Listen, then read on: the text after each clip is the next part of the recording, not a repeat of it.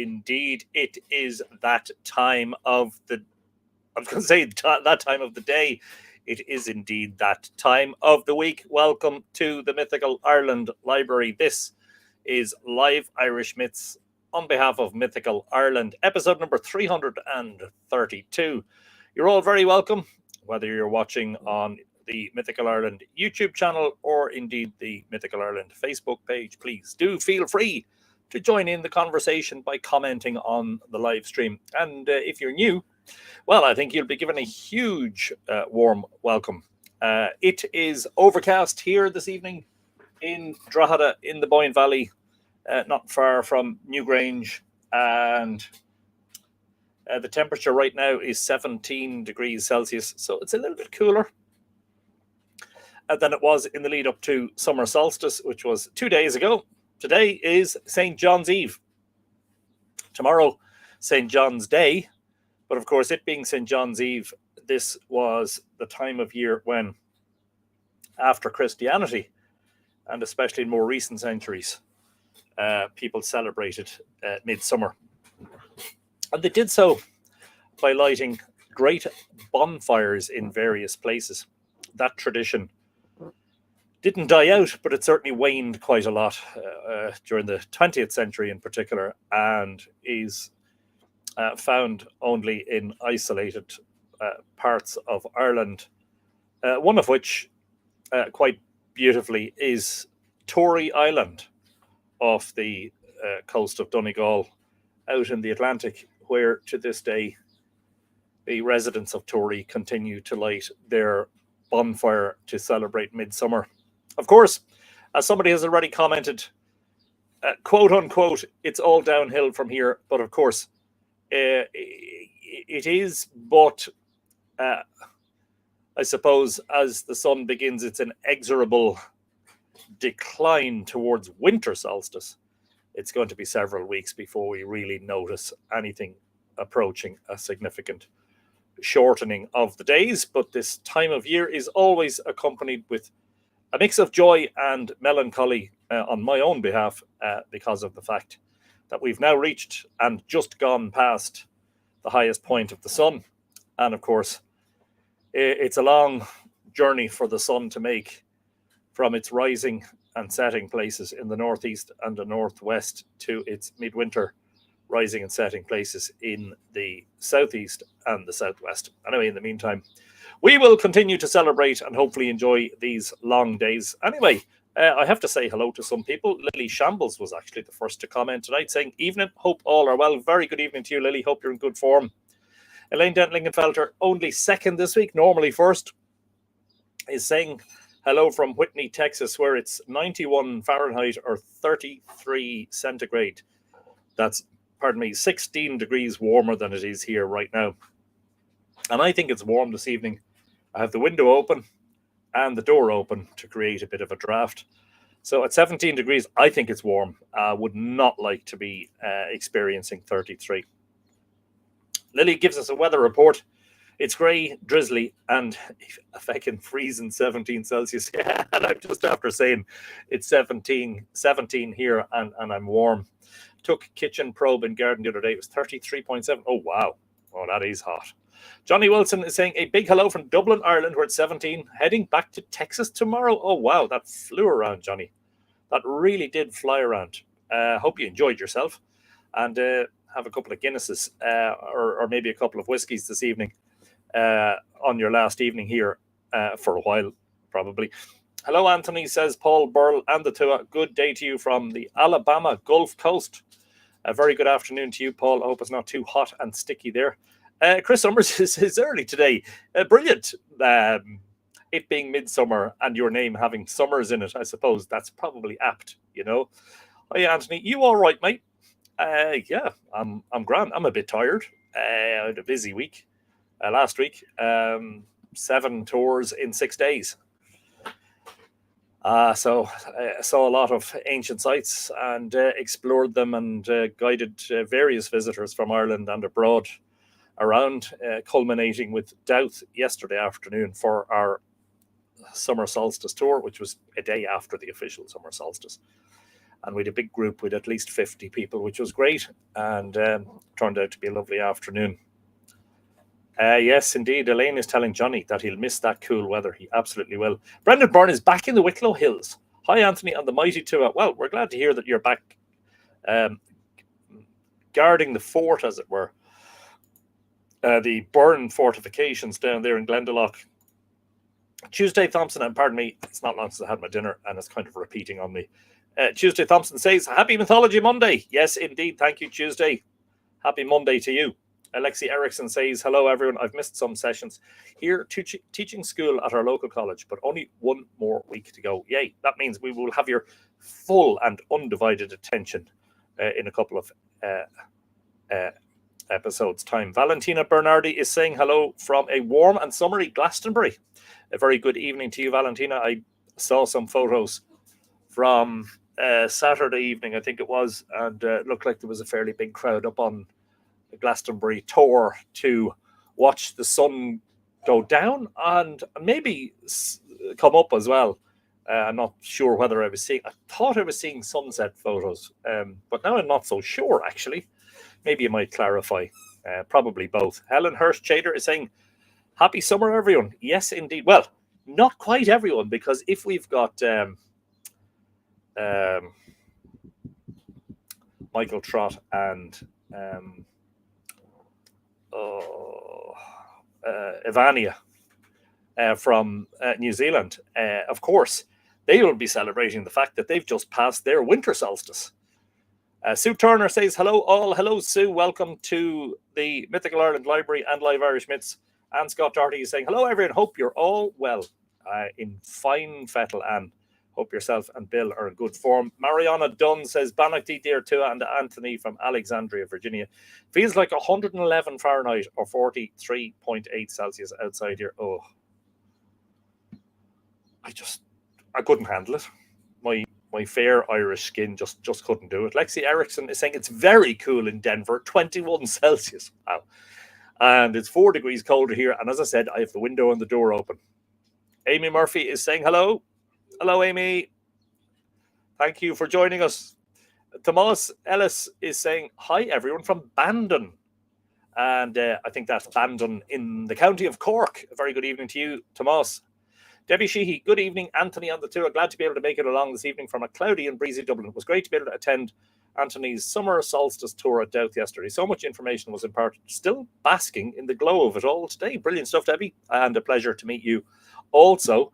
And yeah, lovely big group. And the weather, apart from that 30 seconds of a light shower, the weather was very nice. Turns out that the umbrella turned out to be just a prop.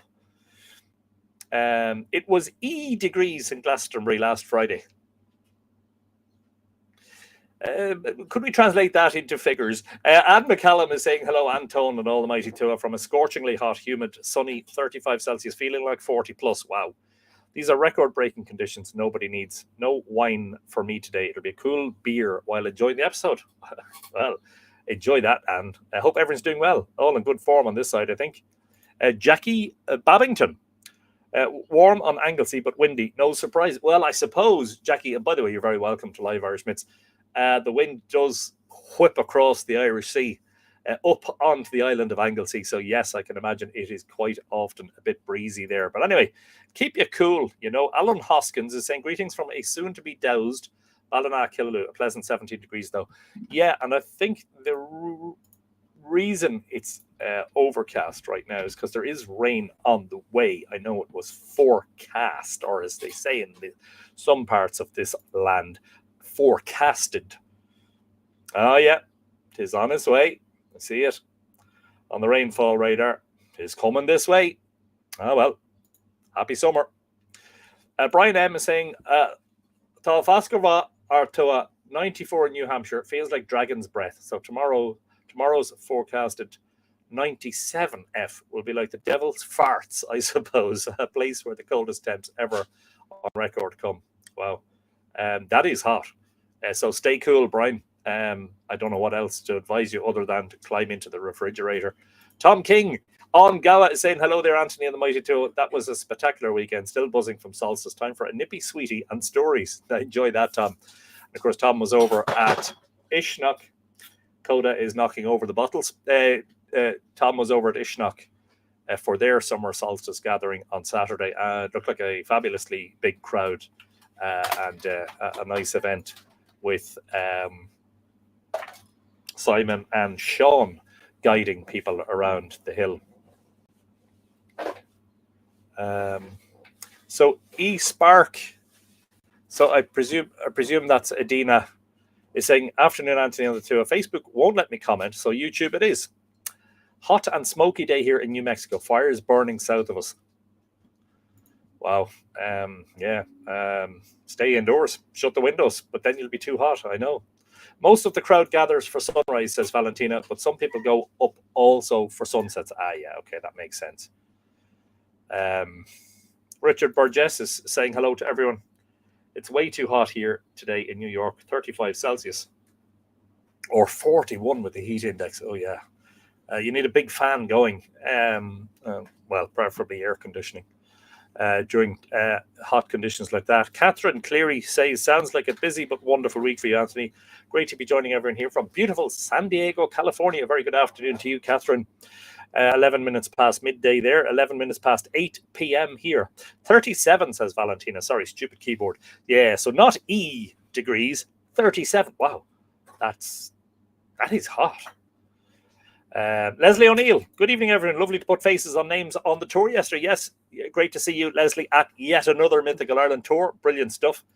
And yes, of course, the one who travelled the furthest to be there was our good friend Rocio Mariana Lopez, who was there with her lovely mum.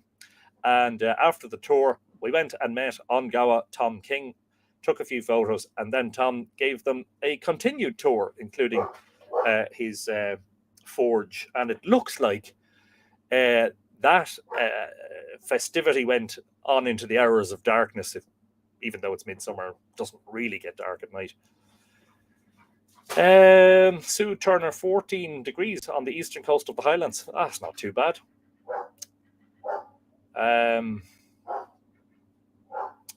Who else? There's Rothio. I'm here at Mr. Anthony just in time from Dublin.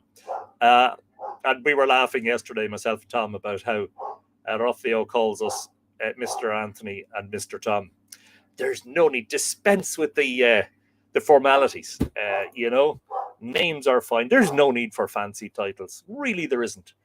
But jokingly, I would say, call me Sir Anthony, if you don't mind.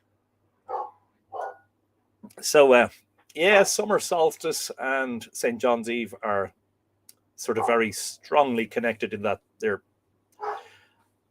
two different dates.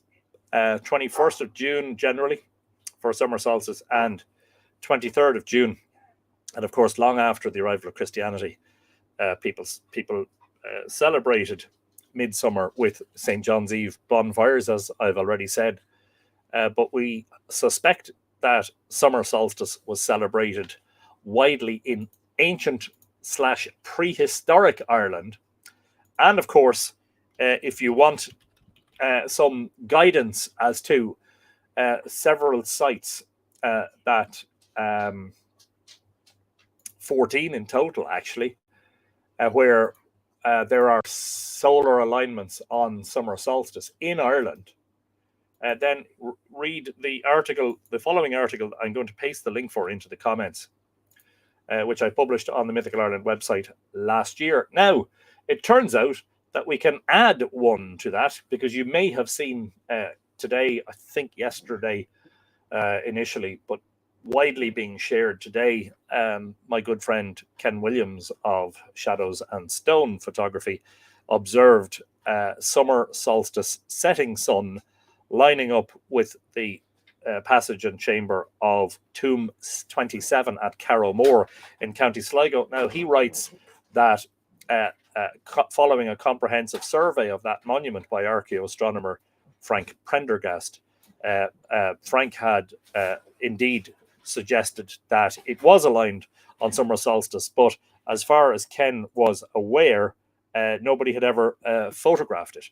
And so it seems that he has provided us with the first photograph, or photographs plural, of that alignment. So we can add that one, and I must actually update that article when I get time, which has been at a little bit of a premium this past week, as you can imagine. Busy time, and Ken's post being widely shared, not surprisingly. Now, can I share it here? Yes, I can. Allow me to get the link to that post and copy it into the comments so you can have a look at his wonderful photos, just in case you haven't seen them. He did share them on the Mythical Ireland community, so if you're on that group on Facebook, yeah, you'll hopefully have seen them. Mark Gordon is saying, good day from Des Moines, Iowa, 92 degrees in the shade. Welcome summer solstice. I'm sure at this point you're saying, bring on the winter. Yeah. Okay, right. I'm trying to concentrate here. No, you can't host Live Irish Myths. No. He just doesn't understand. That's Coda, by the way, just in case you didn't know.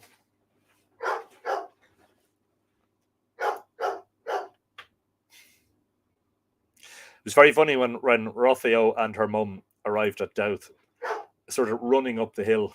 I announced that she had travelled the furthest to join the tour at Dowth yesterday, that she had come all the way from Mexico. And before I got a chance to say she walked, somebody said, she didn't walk all the way from Mexico, did she? Good old Irish humour. You can't beat it. Anyway, so one of the things we were talking about at Dowth yesterday is the mythology of Dowth, which says that the king Bresal Bodivad, he who lacks in cattle, commanded all the men of Ireland to come to that place and build him a great monument. And he wanted it to be built in one day. And so the men petitioned him to do something to stop the sun. So the king Bresal consulted his sister, who's unnamed in the myth, in the Dinshanicus, the metrical Dinshanicus, and I think it's also in the prose Dinshanicus. And his sister was a very powerful druidess and sorceress, and she was able to cast a spell on the sun to make it stand still in the sky, and thus there was endless day, and the men were able to build the monument. However, something strange then happened. A little bit of a Lord of the Rings type commentary here. Something happened then that the ring did not expect. The king slept with his sister, and the spell was broken, and sudden darkness came upon the place, and the men abandoned the task and left, saying that forevermore the monument would be known as Dua, which is an Irish word meaning darkness or darkening, from the sudden darkness that had come during the endless light. And as you possibly already know, but some of you are new, I've written, well, particularly in Island of the Setting Sun, in search of Ireland's ancient astronomers, but you'll find more about it on the Mythical Ireland website and on my YouTube channel.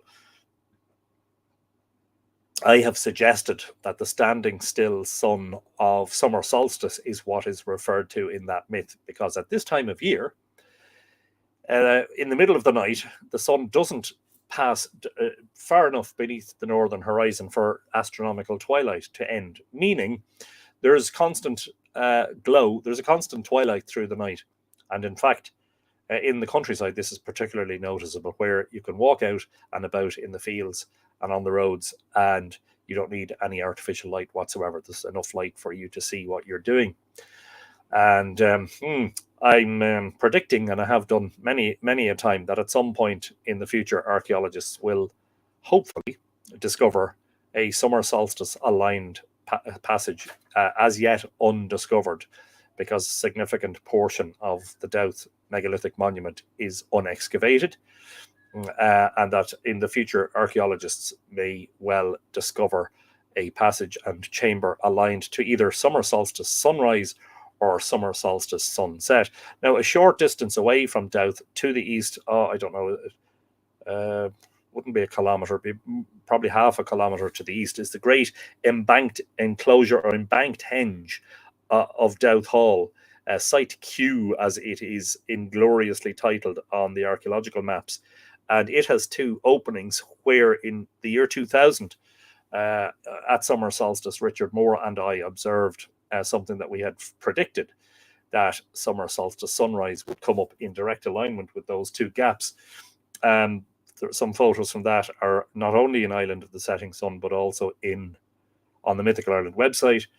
And 5 years later, in the year 2005, we met the American anthropologist, Professor Ronald Hicks of Ball State University, Muncie, Indiana, who not only had been writing about Irish henges and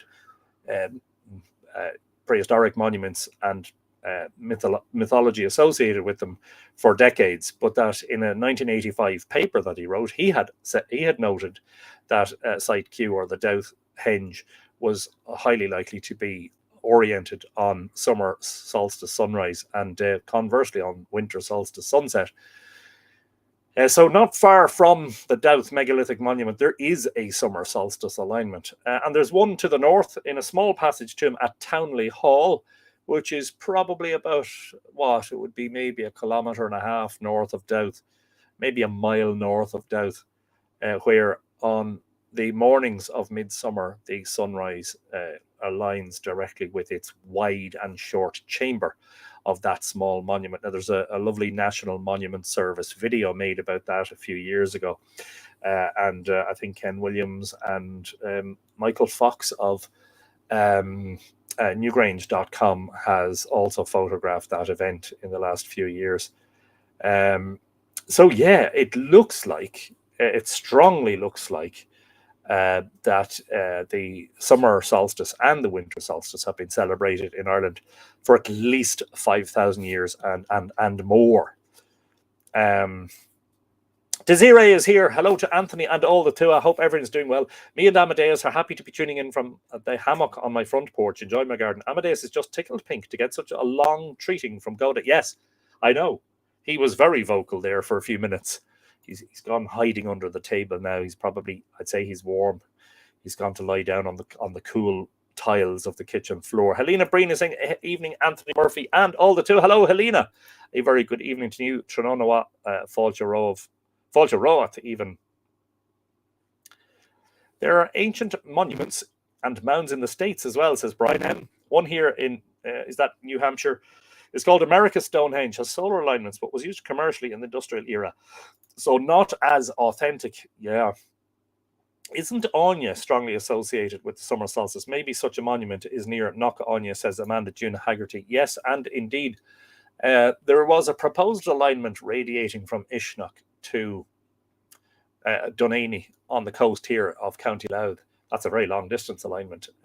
Michael Dames, the author of Ireland, A Sacred Journey, proposed that that was an intentional alignment. And of course, Dún Anya is the Irish name, the Fort of Anya. But of course, Knock Anya or Knock Aney in Limerick, very strongly associated with Anya. Joe Butler, Auntie Joe saying, hello, late again. Share the live stream to Mythical Ireland Community and MI Creatives pages. I hope everyone is well. Good stuff, Auntie Joe. Hope you're in good form. Thank you for that. And speaking of winter solstice, Michael P. Trott is saying, Giagwich, hello, all busy northern solstice tour. Tuesday morning in the South Pacific. Warm greetings from Auckland, New Zealand. Is lightning here now, 7:23 a.m. Aligning with the timing here. And of course, while we were saying that we've just passed summer solstice and the days are going to gradually start to get shorter now, I did mention that our New Zealand friends would be celebrating the turning of the sun, and your shortest days will soon be coming to an end, and your days will be growing in length again. But a very good morning to you, Michael, and a very happy winter. That's not what I was going to say. A very happy Tuesday to you from all of us in Monday. Peter Mulcahy is saying, Yama, Aboriginal Australian, staying near 4, studying and feeling out and documenting the symbolic and spiritual connection between ancient Ireland and Aboriginal Australia. Love your work. Brilliant stuff, Peter. And I'm sure there are lots of similarities, and something that I wrote about recently for the subscribers to the Mythical Ireland newsletter, which is free, by the way. Just go to the website and sign up for it. I wrote an article saying that I reckon some Irish myths were similar to the Aboriginal songlines, that they're a way basically of memorizing the landscape and journeys across ancient Ireland. So that's something, if you haven't seen it, you might be interested in. Anyway, let's read a little bit from The Year in Ireland, Irish Calendar Customs. That's by the late Kevin Danaher. Caoimhín O'Donoghue, who was a very well-known 20th century folklorist here in Ireland and collected a huge amount of folklore. Some of this from the newspapers of the time. This description of the celebration of midsummer in the western part of County Limerick was written in 1943 by an old schoolmaster who had lived in the locality since the beginning of the century. This feast, as far as my experience goes, has always been known in West Limerick as St. John's Eve, or sometimes Bonfire Night. Older people call it Icha an Tinach, which literally means the night of the bonfire. And I've heard the elders call it Tinna Féilón, which literally means the fire of the Festival of John. At the present time, the observance is almost entirely confined to children who still, on 23rd of June, St. John's Eve, gather sticks, etc., and light small bonfires to carry on the time-honoured custom. But old people of 30 years ago and more remember how the fire used to be lit exactly at sunset and had to be watched and tended till long after midnight. Prayers used to be said to obtain God's blessing on the crops, then at the peak point of summer bloom. Of course, the harvesting of crops begins in earnest here in Ireland around the end of the first week of July. So in a couple of weeks' time, we'll see the harvesters and the trailers move into many of the winter crop fields as they bloom out. In Athay, a circular bonfire was made near the Blessed Well, where the patron saint of the parish, Saint Bartholomew, was honoured, as also the Blessed Virgin and Saint John. Round the fire gathered young and old. There was much fun and music. A dance was started and games were played, while some young men competed in casting weights or in feats of strength, speed, or agility. I gathered that it was mostly women who shared in the prayers for the gardens and for good weather. Neglect in this respect might lead to a bad harvest or cause, quote, the white trout not to come up the river, unquote, as they usually did with the midsummer floods. I was going to say, yeah, midsummer floods. We had a fantastic week of weather last week, but it kind of ended in the Sunday morning. I had a tour with a group up on the hill of Tara, and it rained heavily, and some of us got quite wet. This neglect, too, might bring a scab on the corn or disease on the potatoes. Unless the weather proved too cold, summer swimming in the river began on St. John's Day, and the observance of the festival was supposed to eliminate all danger of drowning. The well and bonfire site were close to the parish graveyard, and prayers for the dead were always included in the religious ceremonies of bonfire night in the townland of Temple Athay. There we go. Thank you, Michael, for that piece of information. Old people now living do not remember these things, but were told of them by their elders. I know Athay for the past 40 years, and the only fires of this kind I saw here were those made by young people in a dozen different places. So remember, this is 1943, so he's talking about the late 1930s. Fires made of turf and furze bushes with other firewood. I often heard songs sung there and concertina music. Or more rarely, the local fiddler would be coaxed out to the fire. The interest of the elders in the festival had clearly died out. However, in my early youth near Knockaderry, County Limerick, I remember similar circular fires and a curious custom repeated each St. John's Eve. The young people used to gather from the marshy ground near the River Deal, the large leaf and strong stem, the Hocusfian, as it was called, Hucu. Start again, Anthony. Hocusfian, Hocusfian, as it was called, and each youth armed with one of these went around lightly striking each person that he or she met. This was supposed to protect those who were struck from illness and evil influences during the coming year. Afterwards, the hocus stems were thrown into the fire. Here, too, people threw into the fire specimens of the most troublesome weeds in the district.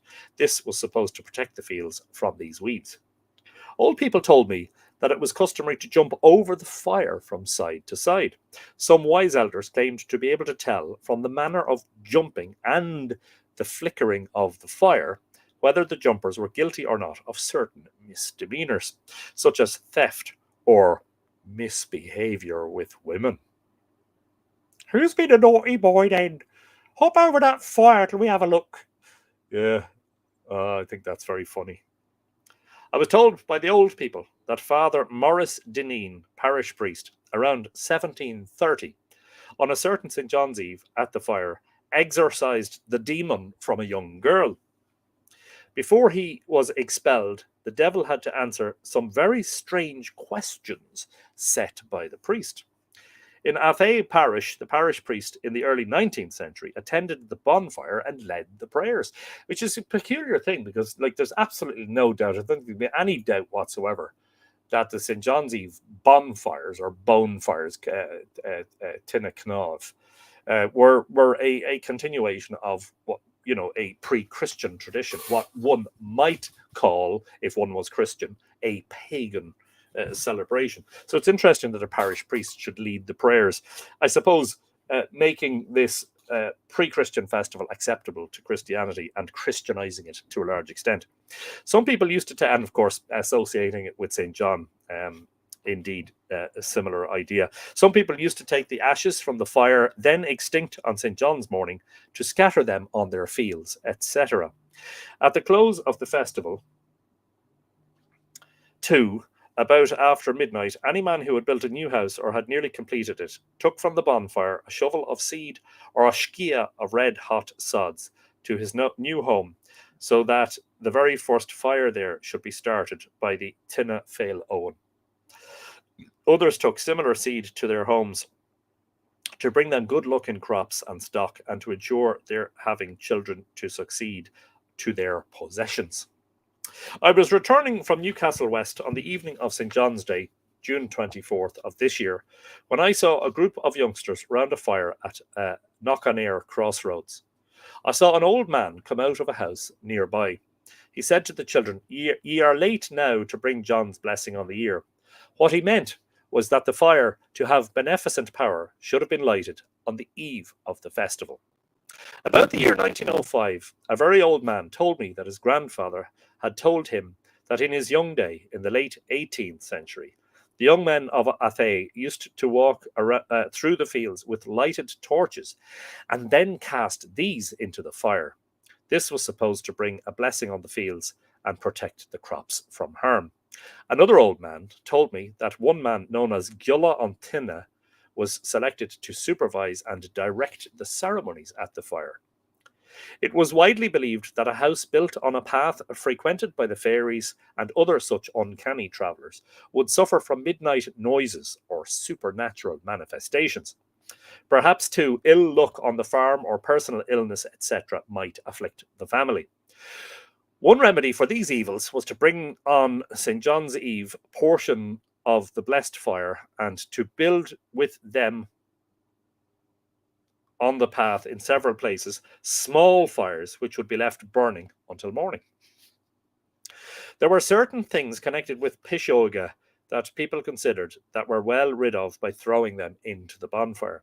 As far as I'm aware, nothing like that is done in our day, although pishoga and the harm they do are a strong belief still in Athay. That's A-T-H-E-A, by the way. As an illustration, permit me to recount a peculiar incident of former days here. On the 23rd of June 1904, I was seated in a farmhouse in Athay among a few old friends. The man of the house, John O'Connor, born 1816, died 1916, then an old, hale, hearty man, had just come in, passing the local bonfire on the roadside near the house.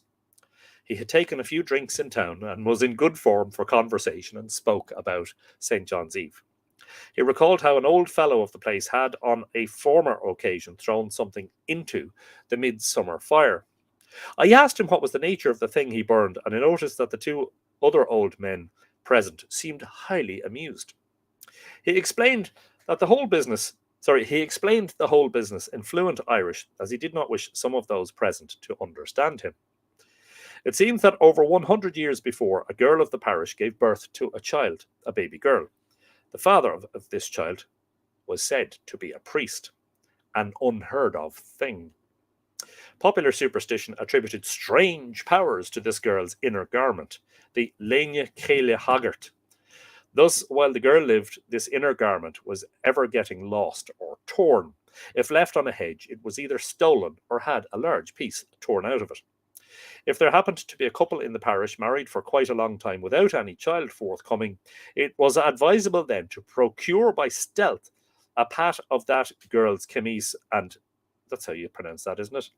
And stitch it onto the lena mana of the childless wife. Children were then supposed to arrive as a matter of course. At any rate, old Johnny's story told how a certain fellow of the place, after his marriage for quite a time, had no children. And sometimes you wonder, were there fertility issues, or did somebody just not explain to them what you need to do in order to procreate? This being, intensely Catholic Ireland, where, even discussing such things was, frowned upon even. Recourse was had to a patch of that lena mana, which literally means a woman's shirt or blouse, abstracted by stealth, and one by one, the children arrived. When the couple had 6 children, the old lad thought he had quite enough, and hearing of the Tinna Féloin in the vicinity, took this inner garment, complete with patch, and got rid of it in the great bonfire. Now, his wife, who did not understand the true significance of this patch, was furiously angry over the taking of her garment. And a neighbour's wife was called in to explain matters, so that peace reigned again. But as old Johnny explained, the spell of this pishog remained, and at the end, the couple had over a dozen children in all. So clearly they had suddenly discovered the real reason for pregnancy. This explained to me the evident amusement of the other old men present.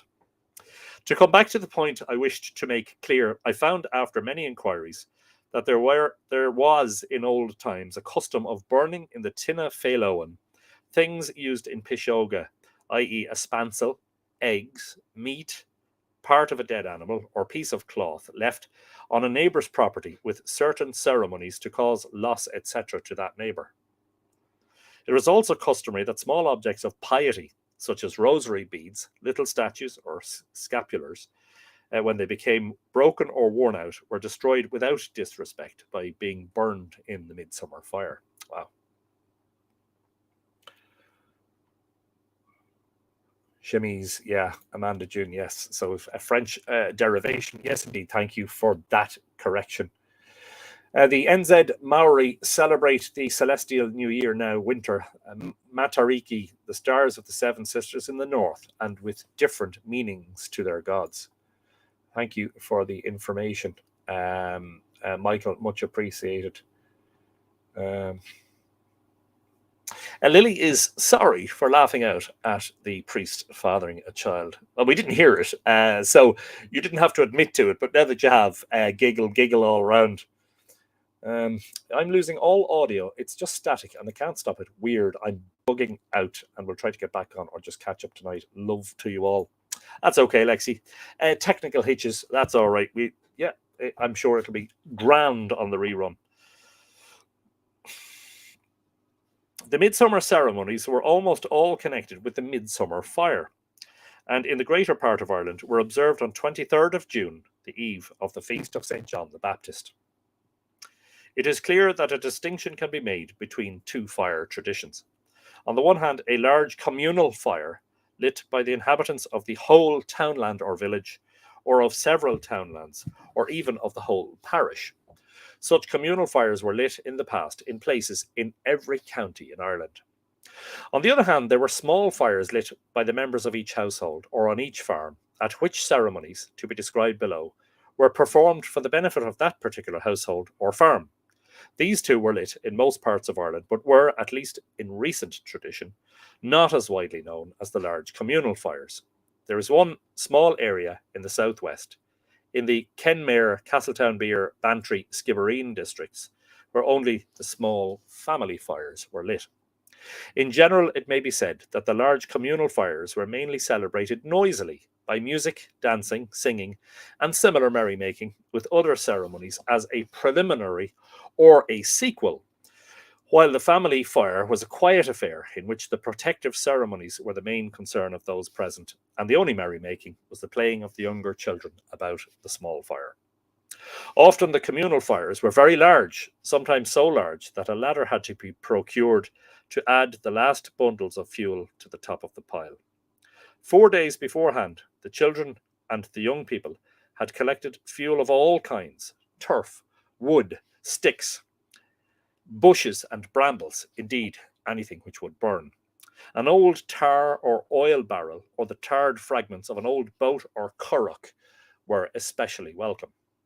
At some recent fires, old motor or bicycle tyres added to the blaze. Of course, that continued into very recent time with the Halloween bonfires in Ireland, although rubber tyres are now forbidden in bonfires in Ireland for environmental reasons. And to the general merriment when the unpleasant smell of burning rubber was blown towards a dwelling house and brought loud complaints from its occupants. Vicky Wallace Southall has joined us. Hello to you, and to Evan and Chile, if they are watching. Hello from the Boyne Valley. A very good afternoon to you.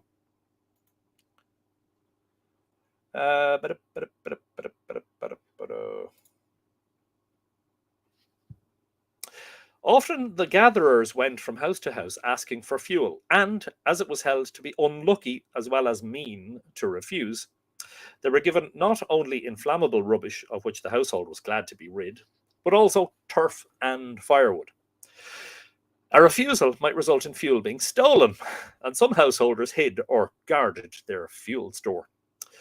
At some fires, the names of generous donors were called out, and the crowd responded with cheers, while the names of the niggardly, likewise announced, were met with booing and catcalls. In parts of County Clare, the young people carried charred sticks or dead embers from the fire to the houses of the generous and placed them on the kitchen hearth, while they threw ashes from the fire on the threshold of the house where they had been refused. In many places, old bones were added to the pile of fuel or thrown into the fire after it was lit, for the most part merely as additional fuel, but possibly with some ceremonial intent in former times. And who knows, maybe that aspect of it was a hangover from pre-Christian and prehistoric times. Usually the term in common use, bonfire, is explained by statements such as, oh, they burned bones in the fires long ago. While in one case, mentioned by Miss Jean Cooper Foster in Ulster Folklore 26, a much more partisan explanation was given. I was much interested in an experience which some acquaintances of mine had last Midsummer Eve, 1950, at Portnablaw, Donegal. They were watching the fires on the hilltops, and they asked a group of children why the bonfires were lighted. They received the disconcerting reply that they were burning the Protestants' bones. There was much rivalry as to which group might have the largest fire. The place, noted for a mighty blaze, had a reputation to keep up, while others tried to equal or outshine their efforts. Some overenthusiastic fuel collectors did not hesitate to raid the fuel heap being gathered for another fire, and disputes or even fights might ensue. Sometimes the competition was so fierce that a rival band might set fire to a fuel pile a day or two before the festival. Believe it or not, that is something that has been happening in very recent years at Halloween here in Ireland. Mavanwe makes a disturbing confession that she has plenty of old bones if somebody needs some.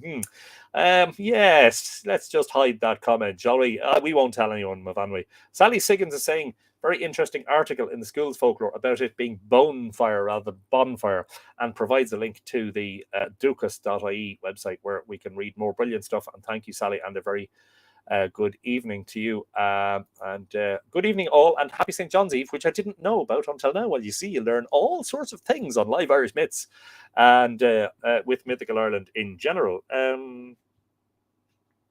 Usually there was a set place in each district for the fire, at a crossroads or street corner, or on a commonage, on a lime kiln, or on a height, or in some other public place. Sometimes the fire was made on top of a large rock outcrop. In a few places, such as Tinakilla, County Limerick, or Taunatrufan, County Sligo, the fire was built on top of a dolmen. and the capstones of some dolmens have been cracked by this thoughtless act, which clearly was motivated only by the wish to have a high platform for the fire. And just in case, it just shouldn't need to be said, but I'm saying it anyway, never light a fire at a prehistoric stone monument in Ireland, please. Thank you very much. Usually the fire was made on or beside an open space where the people could assemble and disport themselves. Sometimes seats were brought or extemporized to accommodate the elderly.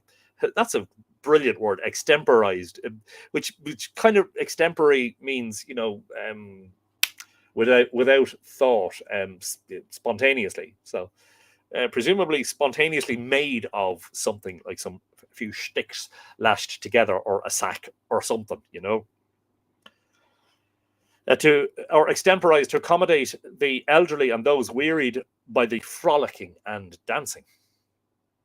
Keep your hands to yourself.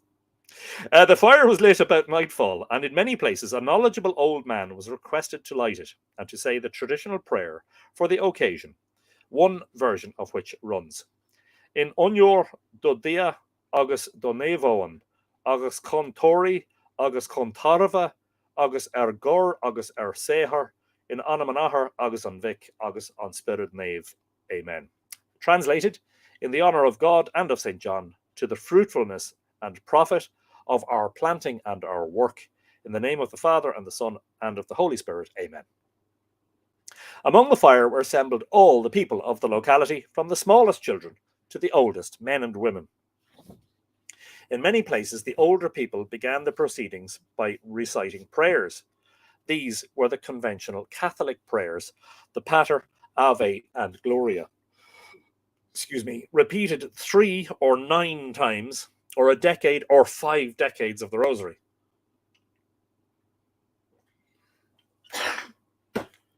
Barb Jordan is watching on YouTube. Hello, Barb. Good evening to you from the Boyne Valley. My dad was an artist and would pick up the bones/skulls of dead animals to draw, says Mavanwy. I've been clearing out his studio and to my horror found a box of bones. Sheep, I'm glad to say, but it gave me a fright. I'm sure it did. But that explains your previous comment and makes it all the more innocent now and removes all the drama and suspicion around it. In places, the assembled people knelt down to pray. The present writer joined in such prayers at Waterville, County Kerry, on St. John's Eve in 1951. In places in Connacht and Ulster, people walked sunwise around the fire while praying, usually counting the prayers on rosary beads, sometimes keeping tally by holding in the hand a small pebble for each prayer to be said and throwing one into the fire as a prayer is concluded. Prayers done, the merrymaking began. By now the fire was well ablaze, and as flames and sparks shot up, the crowd raised loud cheers, often augmented by blowing on horns or beating on tin cans. Musicians struck up, and the young men led out their partners to dance. Every now and then, the dancing was interspersed by songs, individual dances, recitations, storytelling, and instrumental solos, as notable performers were called upon to exhibit their party pieces. At intervals, more fuel was thrown on the fire, and cheers were again raised when flames and sparks shot up.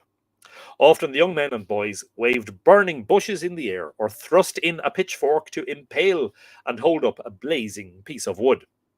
Sometimes more rowdy fellows pelted each other with burning embers. It's a bit like at Halloween today in some places. They fire fireworks at each other, which is just an exceedingly stupid and dangerous thing to do. Although the more sedate were quick to suppress behaviour of this kind.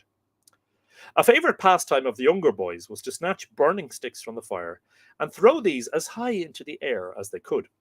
In an article in the Irish Times, 9th of May 1970, Hilary Pyle recalls the feelings of John Millington Synge, isn't it? Yes. And his friend singed by the fire. Never mind, Anthony, stop that. And his friend Jack B. Yates at this site in Belmullet, County Mayo in 1905. They had been saddened by the depressed state of the people of the area. Yet, Synge summed up, The impression one gets of the whole life is not a gloomy one. Last night was St. John's Eve, and bonfires, a relic of druidical rites, were lighted all over the country, the largest of all being placed in the town square of Belmullet, where a crowd of small boys shrieked and cheered and threw up firebrands for hours together. Yeats remembered a little girl in the crowd, in an ecstasy of pleasure and dread, clutching Singe by the hand and standing close in his shadow until the fiery games were done. In places, particularly in West Munster, holy water was sprinkled on or about the fire before or immediately after it was lit, usually by one of the older people. But in parts of County Cork, the youngest child was asked to do this. Often, as on other festivals, there was a general sprinkling of holy water on the house and its occupants, the farm buildings, livestock, and growing crops, by prayers invoking God's blessing on every body and everything. Debbie Sheehy, that is the book, The Year in Ireland, Irish Calendar Customs, by Kevin Danaher. Published by Mercier Press. Originally published in 1972.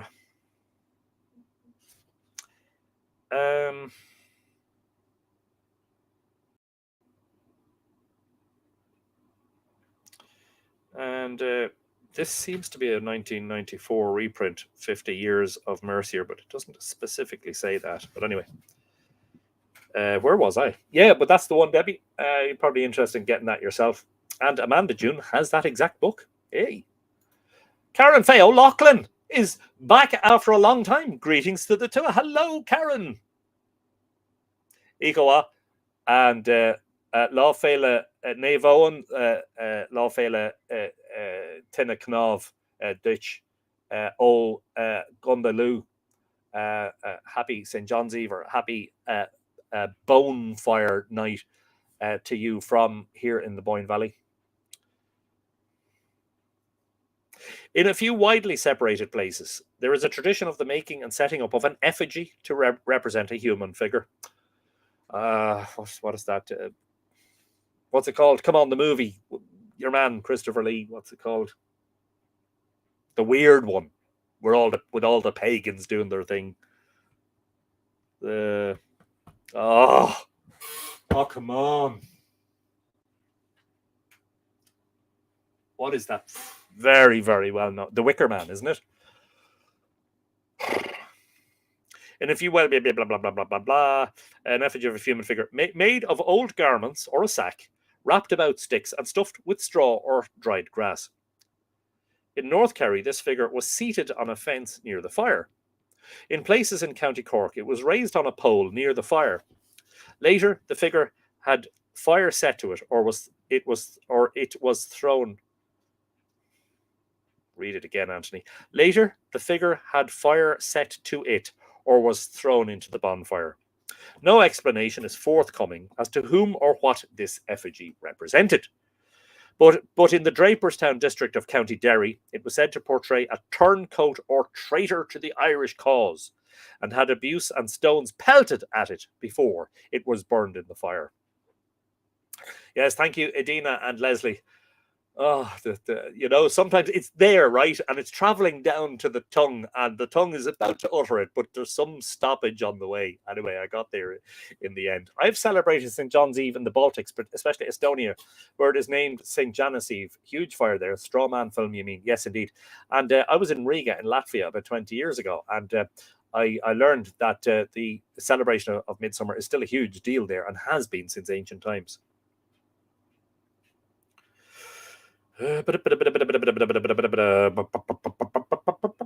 Pardon me. Oh, I've lost my place. There was a common practice of burning away scrub, furze, heather, and other growths to clear land or improve grazing. And this was sometimes forbidden by landlord or local authority because of danger to trees or to nesting game birds. What about nesting non-game birds? Surely they matter too. Ordinarily, the setting of fire in such cases was quickly detected, the fire extinguished, and the fire setters penalised. On Midsummer Eve, however, fires blazing on all sides gave cover to this kind of fire setting, so that not only could the blaze take hold, but it could be blamed upon sparks or embers blowing from a bonfire, or to high spirits or rowdyism on the part of anonymous revellers. There were cases too where the old animosities led to a farmer's hedge or grove being set alight under the cover of the midsummer fire. At some bonfires, part of the revelry was eating and drinking. Those attending brought food and drink, and either themselves consumed them or added them to a common store to be shared out all around. In Connacht, the main and usually the only dish was goody, white shop bread soaked in hot milk, sometimes stolen from the neighbours' cows, and flavoured with sugar and spice. This was made in a large iron pot, either set upon the bonfire or heated on a smaller fire nearby. The participants brought their own spoons and bowls or plates. Lovely idea, though, that communal celebration. Something that is still done in places today. In Sligo town, children went around during the day asking for a penny for the bonfire, and the money collected was spent on sweets and other dainties, which they ate that evening at the fire. At many fires, the older men passed about among themselves bottles of whisky or poitín, not neglecting to invite the old ladies to share in the treat. And sometimes the young men collected money to buy a barrel of beer or porter, which was shared out and drunk at the fire. Sometimes overzealous policemen tried to stop the bonfires. The Freeman's Journal reported on the 29th of June 1888. A large number of people were summoned by the police at the Westport Petty Sessions, Mayo, for lighting bonfires on St. John's Eve.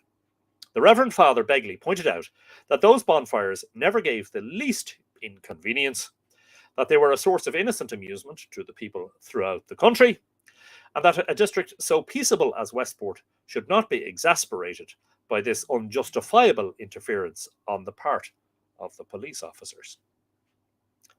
There never was such a shameless attempt to disturb the peace of any town.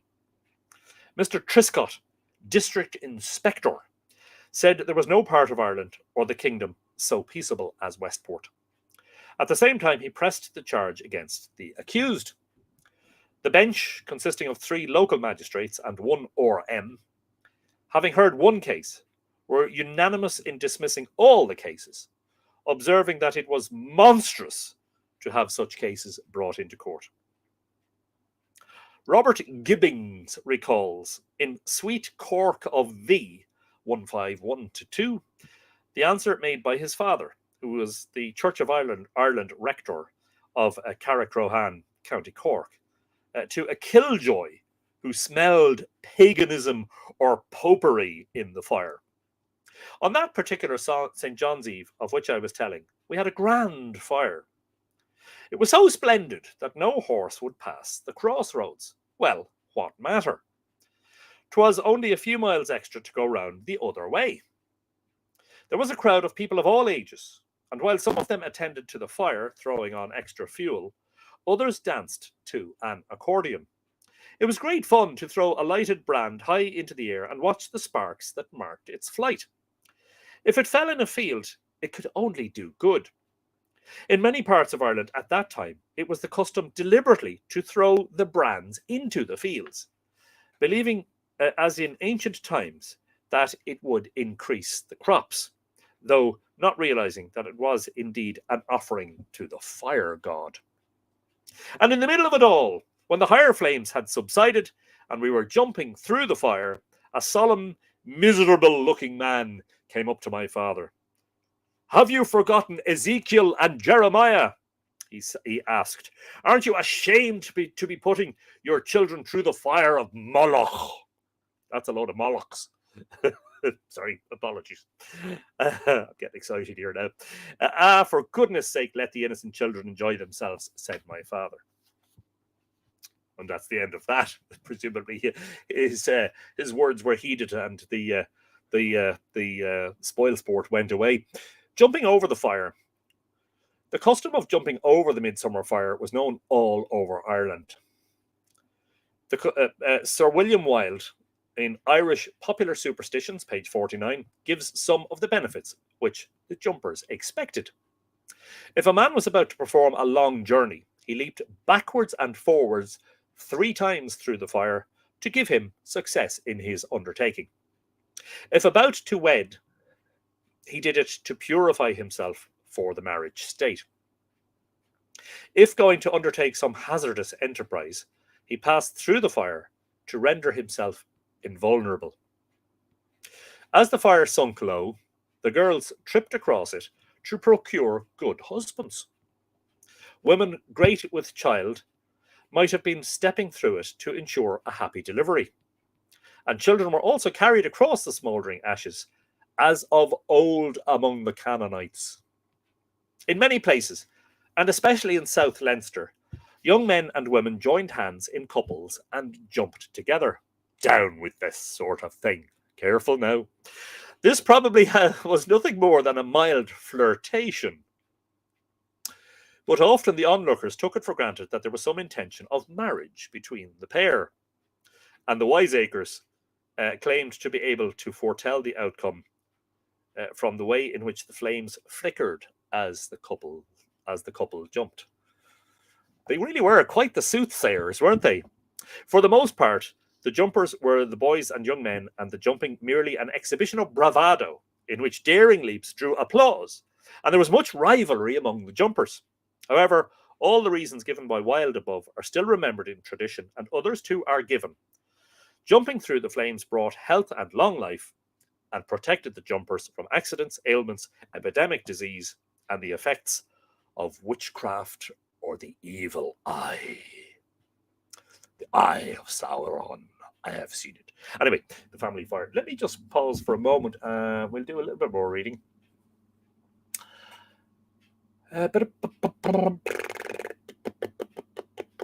It's just a sparkly celebration, says Rothfield. Yes, is all it was. It was fun and games, really.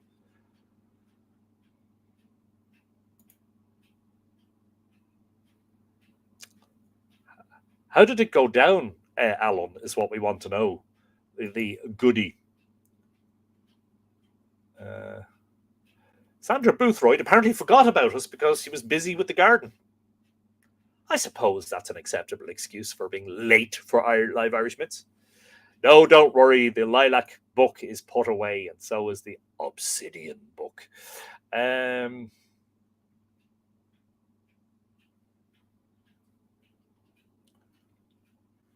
Yeah.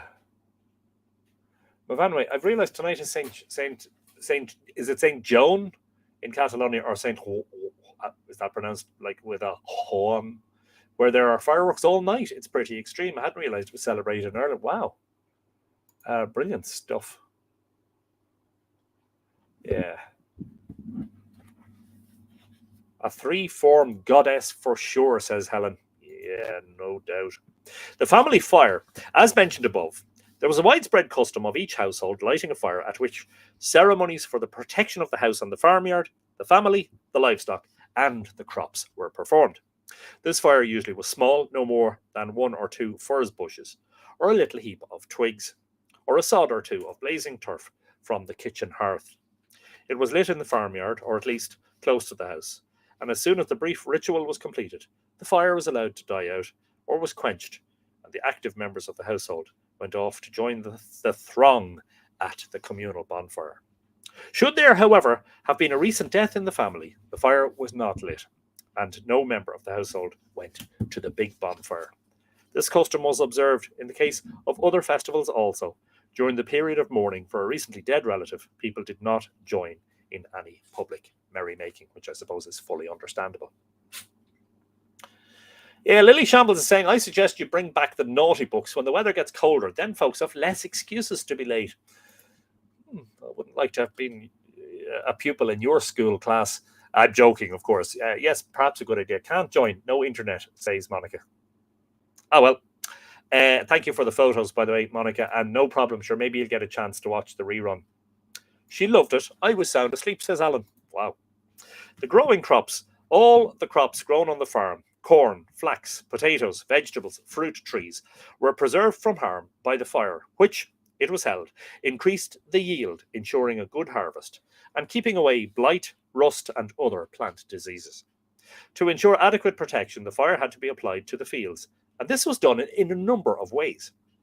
Where possible, the fire was lit where the smoke would be carried by the wind over the more important crops. And the same benefit was gained by those who were lucky enough to have the smoke from the common fire drifting over their fields. Most people took embers or ashes from the family fire or from the big fire and threw a portion into each field or into the four corners of each field. In places, you'd have to be careful at certain times, at this time of year, when it hasn't rained for several weeks, the crops would be very dry and you could set the whole field on fire. So I suppose they had to be careful of that. But quite a lot in the summer, we do get rain. So, I mean, it's to be expected that the crops would be perhaps damp and they wouldn't easily set alight. In places, a glowing ember was thrown as far as possible into the growing crop. And if the growth was high enough to hide the glow completely, this was an especially good omen. Many people took a long-stemmed bush to the fire, lit this, and threw it into the crop or carried it through the field. Formerly, this was done more elaborately. Special torches made of bunches of bog deal slips, of tightly bound bundles or reeds, or of bunches of straw or oil-soaked rags or sods of turf, dipped in oil or grease and borne aloft on poles or pitchforks, were lit at the fire and carried around and through the fields and gardens. Often each member of the household had such a torch, and they formed a little procession in making the circuit. The torches were variously called Shup Sean, Cliers, Wisps, and other local names. Sir Henry Piers saw them in Westmeath in 1682. On the eves of St. John the Baptist and St. Peter, they always have in every town a bonfire late in the evenings and carry about bundles of reeds, fast tied and fired. These being dry will last long and flame better than a torch and be a pleasant divertive prospect to the distant beholder. A stranger would go near to imagine the whole country was on fire. Olive O'Sullivan remarked on them in Callan, which I think is in the county of Kilkenny, isn't it, in 1831. Tinna Knov agus sup Shahan Gach Ardan, a bonfire and a John's wisp on every height. In some places, the torches or burning bushes were planted in the ground and allowed to burn out. If for any reason the embers or ashes could not be brought from the fire to the fields on Midsummer Eve, the blessing might still be conferred next day by procuring ashes or cinders from the fire and putting these in the crops. This, however, was only a second best expedient and not at all as potent or as certain as the real ceremony. There was, for some, an inherent danger in the cinders or ashes in the fields, for it was believed that if these were stolen on the same night by ill-disposed persons, they could be used to cast a spell upon the crops and steal away the increase.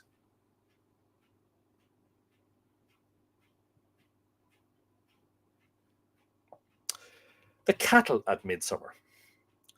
On most Irish farms, the milking cattle were not only the most valuable of the livestock, but also the most susceptible of harm, both by natural ailment and by magical influence. And over these animals in particular, the protection of the midsummer fire was extended. If a farmer's field was so situated that the smoke from the communal fire blew over it, then the cows were pastured in that field on Midsummer Eve. Equal benefit was obtained from kindling the family fire so that the smoke drifted over the cattle, or by putting lighted brands, embers, or ashes from the fire into the pasture fields and paddocks. Ashes, embers, or charred sticks from the fire might be placed in the dairy to bring good luck and Start again, Anthony. Ashes, embers, or charred sticks from the fire might be placed in the dairy to bring good luck and keep milk and butter safe from evil magic. Some people used a charred stick to mark a cross on the dairy door and on the churns and firkins to keep harm away, or carried a burning torch or bush around the byre and dairy. Very often, the cows were herded together and driven through the smoke or over the embers of the fire, or between two fires, or along a path, or through a gap or gate beside which a fire had been lit, which is interesting because that is a tradition more associated with Bealtaine, Idir na Gáhinna Bealtaine, between the two fires of Bealtaine, six and a little bit weeks earlier, the old cross-quarter day marking the beginning of summer, when the cattle were driven between two protective fires to make sure that they did not come down with disease or ailments in the following year. Marilyn Whitney is saying, hello, Anthony and all. This is Marilyn Whitney. I discovered your site about 6 weeks ago. I'm working my way through your sessions. This is my first live read. Well, you're very welcome, Marilyn. And a big Céad Míle Fáilte from me. And, of course, all the Tua who will undoubtedly give you a very warm welcome. Glad that you found us. And remember, we're on the same time on a Monday every week. Wherever you happen to be, it's 8 p.m., starting 8 p.m. Irish time. Paul Campbell is saying, thank you, Anthony Murphy, for your tour up to Lough Crew Neolithic Settlement last Saturday, 21st of June. It was a glorious sunny day, unlike now. I understand all of us Galway Astronomy Club members got home safely. Brilliant stuff, Paul. A pleasure to meet you again. And what a fantastic day we had.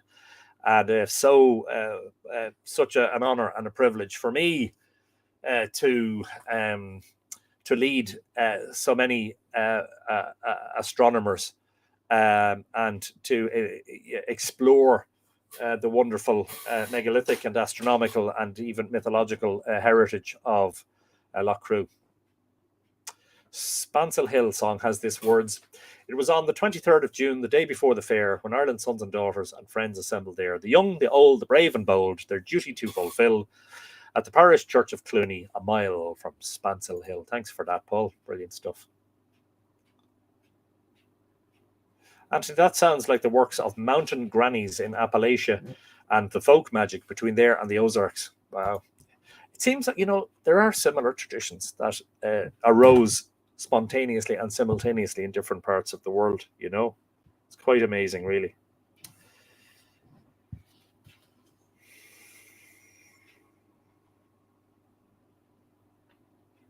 The protection of the fire could also be given by touching the animals with a smouldering torch or bush, or by holding a burning bush over them. In County Clare, the touch on the back with a burning bush ensured that the cows would have healthy calves.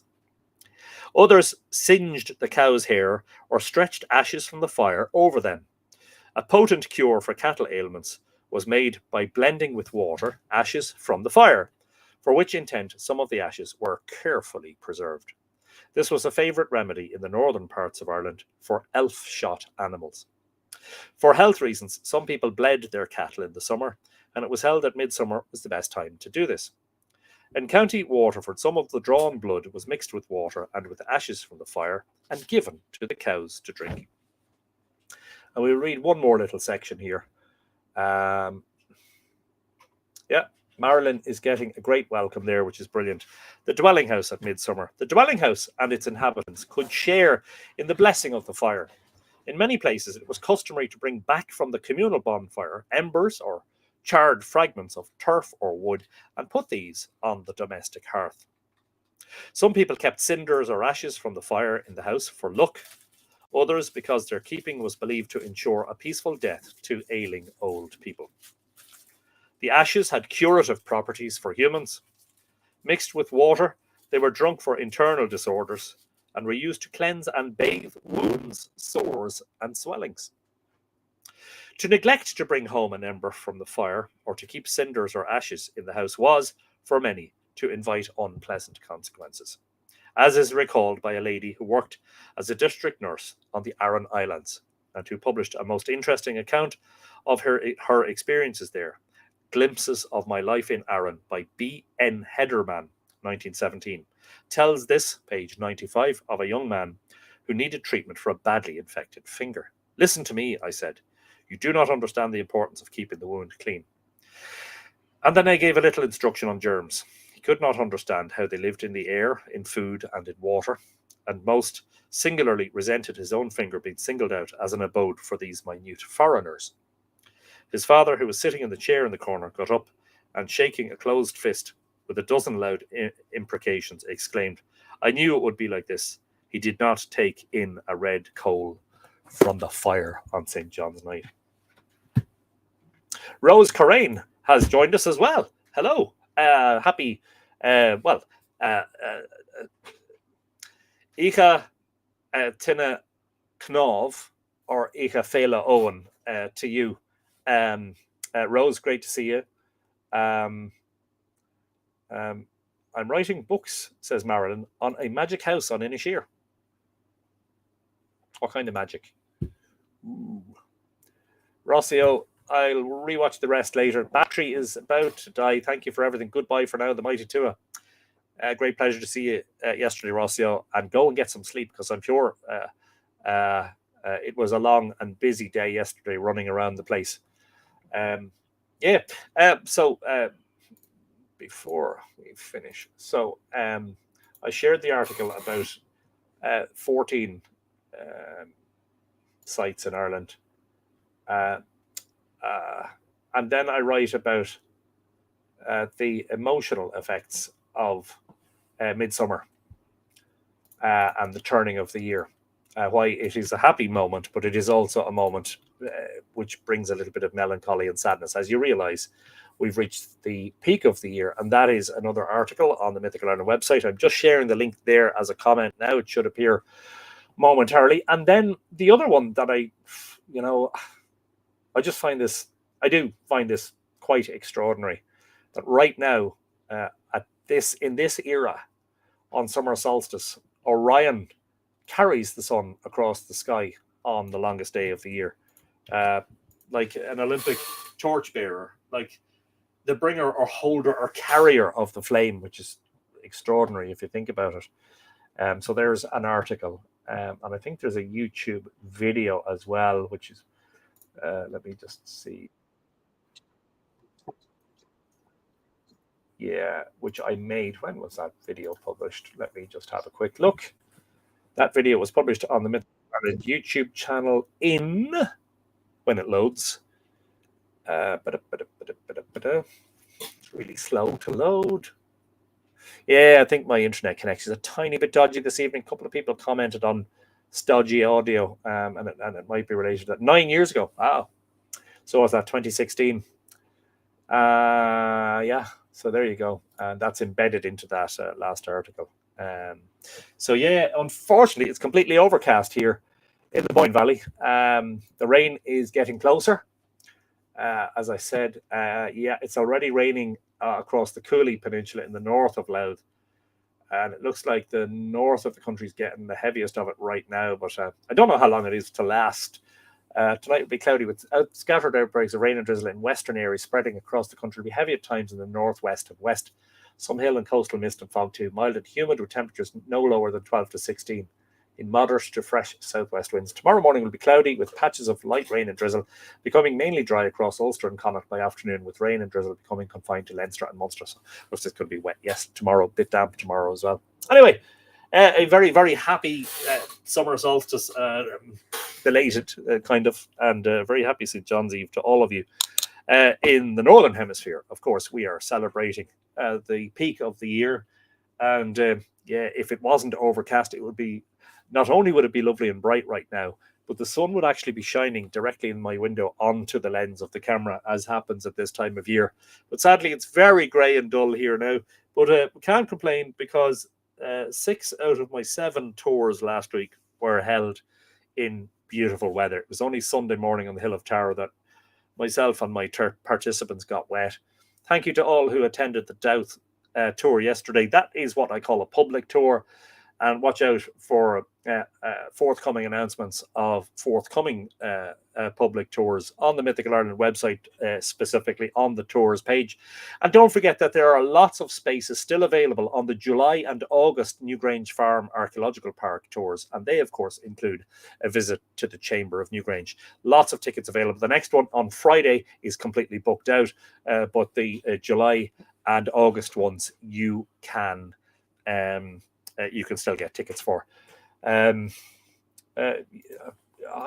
Paul, I'm pretty sure they are. In fact, I'm 100% sure that they are. But bear with me a moment, because I think initially I only live streamed on Facebook, but then I downloaded the videos and uploaded them to YouTube. So they may not appear in the live tab of the Mythical Ireland YouTube channel. But if you go to playlists, you'll see there's a playlist there called Live, what's it called? Live Irish Myths and Storytelling. And that playlist begins with episode 1, which was broadcast at the beginning of the pandemic in 2020, and has 20,000 views. So I'll just share that link.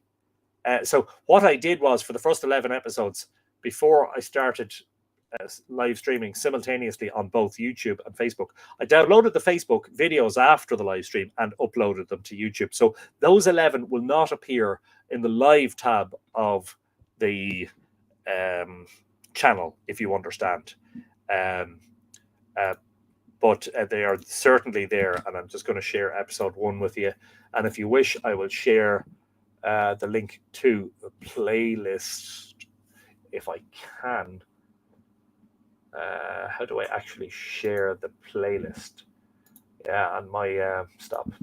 Yeah, I'm sorry, but my internet connection is very poor at the moment. So for some reason, I don't know. Thank you, Elaine Dentling at Felter. Thank you, Helena, and Mavanwi, and Anne McCallum, and Rothio, and Mariana, and Brian, and anyone else who said thank you. Helen, and Lily, yes. Sorry to hear about your sad anniversary. So a sad aspect to it for you as well, I'm sure. Yeah, and to all of you who've been watching, yeah, my internet connection is poor for some reason, so apologies about that, and especially if that has caused tonight's stream to be a little bit detrimental. I have no idea why that is, but it just seems to be just a tiny bit stodgy. Anyway, not to worry. Don't forget, if you're new, subscribe to the emails on the Mythical Ireland website for announcements of tours and for interesting articles and links. And please do consider becoming a paying patron at patreon.com/Mythical Ireland. This is really what makes the world go around, the world of Mythical Ireland, folks. Thank you, Debbie Sheehy and Leslie O'Neill and Michael Trott. Have a great day, Michael. A happy Tuesday to you from all of us in Monday. Thank you, Samantha Healy. And even when I'm clicking on the comments to get them to come up, it's really slow to come up. So again, apologies for that. What can I say? And Brian M., thank you for joining us. Great pleasure. Hope you all have a fabulous week. And just to reiterate, a very happy midsummer to all of you. And I hope that... Oh, Erica Humberducey, I did not know you were there. Hello and goodbye. Very good evening to you from all of us in the Boyne Valley. And yes, Paul, no problem for the explanation. And that's maybe why you couldn't find them under the live, but they definitely are there. As far as I know, all 332 episodes should be available on the Mythical Ireland YouTube channel. Mart Debs says, love from Edinburgh. I'm not sure if you're new. I'm not sure I recognize the YouTube handle, but thank you, Mart Debs, and much love back to Edinburgh from all of us here in the, I was going to say sunny Boyne Valley. There is sun there. It's just completely occluded by cloud, you understand. It'll come back. It'll come back. Anyway, a very good evening to you all. Thank you for watching. It's been a pleasure. Join us again next week for the next installment. That will be episode 333, where, unless something else comes up, we will be returning to Lady Gregory and Cuchulainn of Muirhevna, which we began reading last week, having completed our journey into The Celtic Twilight by W.B. Yeats. So hope you can join us for that. In the meantime, all that remains for me to say at this point is Ichawa, Kolosov, Slán go fóill, agus tó go bogé.